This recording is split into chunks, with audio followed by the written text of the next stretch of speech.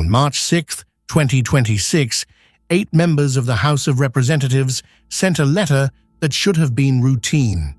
They formally requested 51 specific UAP-related records believed to be held by legacy Department of War archives and elements of the intelligence community.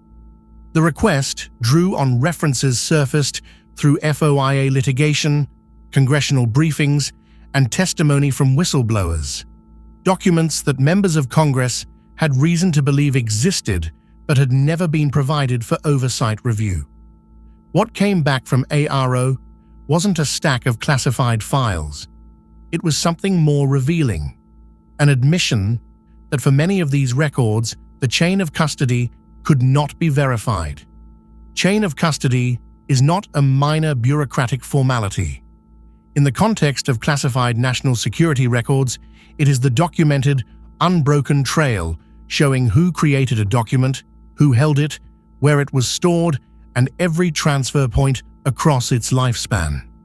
Executive Order 13526, the governing framework for classified information since 2009, requires that classified materials be maintained under conditions that prevent unauthorized access and ensure accountability. Section 4.1 mandates that agencies establish controls to ensure that classified information is used, processed, stored, reproduced, and transmitted only under conditions adequate to protect it. When that chain breaks, the document enters a kind of legal limbo. Its classification status becomes uncertain, its authenticity is harder to establish, and the process for declassification becomes exponentially more complex. The letter's signatories included several members who have been at the forefront of UAP oversight since the landmark July 2023 hearings. Representatives Tim Burchett, Anna Paulina Luna, and others who served on or adjacent to the House Oversight Committee have repeatedly expressed frustration with what they describe as institutional stonewalling. Their March 2026 request was notable for its specificity, not a broad demand for all UAP files, but a targeted list of 51 records identified through cross-referencing historical archives, whistleblower leads, and FOIA indexes. That precision matters. It suggests these members had reason to believe each document existed. The question was never whether the records were real. It was whether anyone could account for them. AARO's response, delivered through official channels in late March 2026, acknowledged the existence of records matching several descriptions on the list. But it included a critical caveat. For a significant portion, the office could not confirm an unbroken chain of custody. The language was careful. References to provenance gaps, to ongoing archival review, and to the challenge of reconciling records that may have been transferred between agencies, programs, or storage facilities across decades without standardized tracking. This is not, on its face, an extraordinary claim. Government archives lose track of documents all the time, but the implications in this specific context are extraordinary because these are records that Congress has a statutory right to review, and that someone somewhere deliberately classified. Here is the legal knot. Under EO 135.226, when a classified document's chain of custody is broken, the declassification process stalls.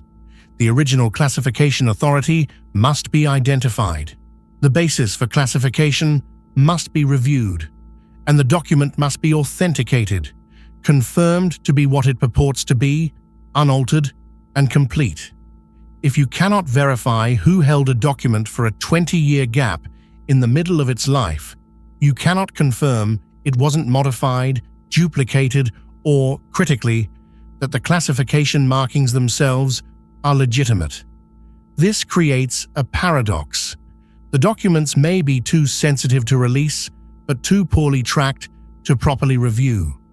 They exist in bureaucratic purgatory, classified enough to withhold, but not accountable enough to process. This is where the 51 record request intersects with one of the most persistent claims in UAP disclosure history, that materials related to unidentified aerospace phenomena have been deliberately siloed, compartmented not just for security, but to evade oversight. David Grush, in his 2023 testimony before the House Oversight Committee, alleged that UAP-related programs and materials had been kept from congressional oversight through irregular channels. The Schumer-Rounds UAP Disclosure Act, which passed the Senate in 2023 before being stripped in conference, was built explicitly on the premise that relevant records were scattered across agencies and private contractors without centralized accountability. AARO's admission about provenance gaps does not prove deliberate concealment, but it is consistent with the structural conditions that would make deliberate concealment possible and difficult to detect. 51 records is not a large number. That's the point. If Congress can identify 51 specific documents through indirect means, FOIA indexes, whistleblower testimony, declassified references in other files, and AARO cannot fully account for even those, the question becomes, what is the actual size of the classified UAP archive? The 2024 Intelligence Authorization Act required AARO to compile a comprehensive historical record of UAP-related government activity. AARO's own historical report, released in 2 volumes, was criticized by multiple witnesses and members of Congress as incomplete. Former intelligence officer Grush called it insufficient. If the curated public releases represent the well-documented fraction, the 51 record request may be pulling at the edge of a far larger body of material that exists beyond standardized archival control. It is important to be precise about what AARO's response does and does not validate. It does not confirm the existence of recovered non-human technology. It does not confirm a cover-up.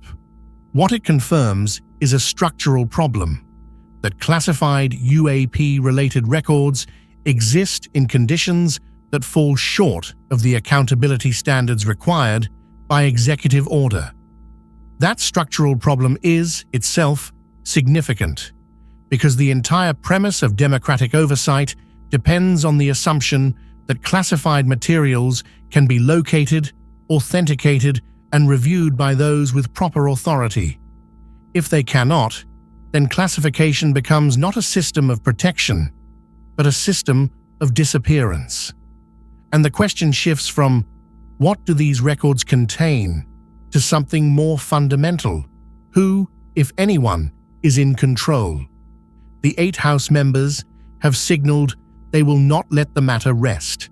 Follow-up requests are expected, and several members have indicated willingness to use subpoena authority if administrative channels continue to produce incomplete responses. The 2025 National Defense Authorization Act included provisions strengthening congressional access to UAP-related materials, and the newly established UAP Records Review process, modeled in part on the JFK Records Act, is designed precisely to address the kind of provenance failures AARO described. Whether those mechanisms prove sufficient depends on a question that has defined this issue for decades: whether the institutions holding these records will cooperate with the institutions demanding them. 51 records, a broken chain, and a government that cannot fully account for what it knows or what it has lost.